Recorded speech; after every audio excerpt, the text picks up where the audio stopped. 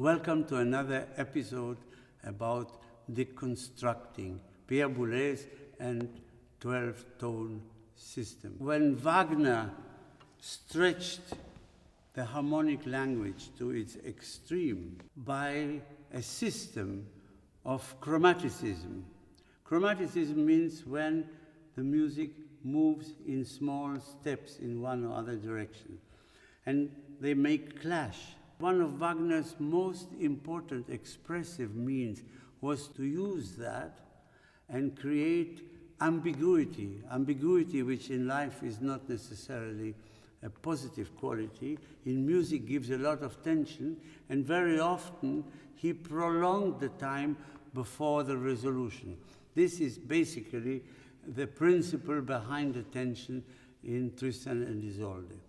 Schoenberg realized there was no way beyond that, and therefore invented the 12-tone system, which is a system where all the 12 notes are equal, the equivalent of the Politburo of the Soviet system, where each one is equal, but some are more equal than others. And this you hear in the music. Pierre Boulez wrote like that too, but then found another way, I wouldn't say a system, but another way to express what he wanted through creating the music around one note, like an obsession. There's a wonderful piece, Memorial, where there is an obsession. Very often it is the E flat, and this was a center. Schoenberg didn't use it as such. Schoenberg gave a feeling of home in a more complex way. But with Pierre Boulez, it is really very clear the obsession of the one note that dominates the whole piece. Can you think of an example? Yeah, so in Anthem 1 it revolves around this note, around the note D. So it starts like this.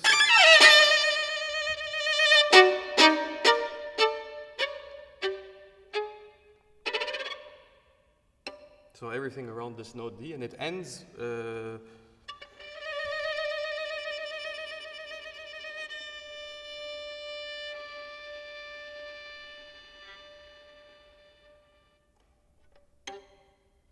so that means that the whole piece, is the beginning and the end, but also everything inside the piece will always come back to this D, which really stays in the memory then.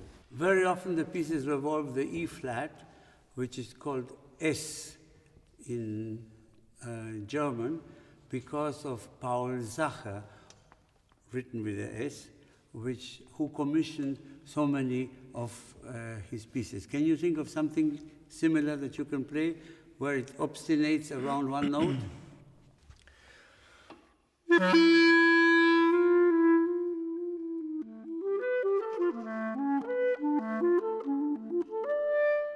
And then play the note that you think is the center.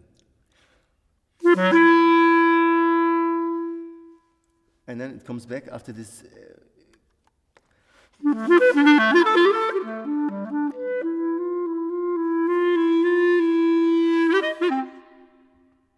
And which is the note there? And then it changes to another note. Actually, it goes.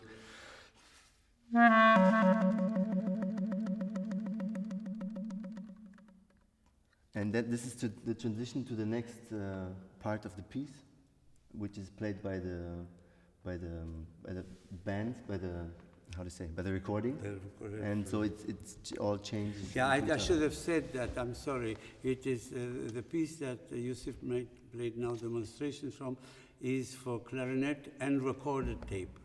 Thank you very much for watching this episode. I look forward to doing some more in the next future, and by the end of it, you will all be Boulez experts. Thank you very much.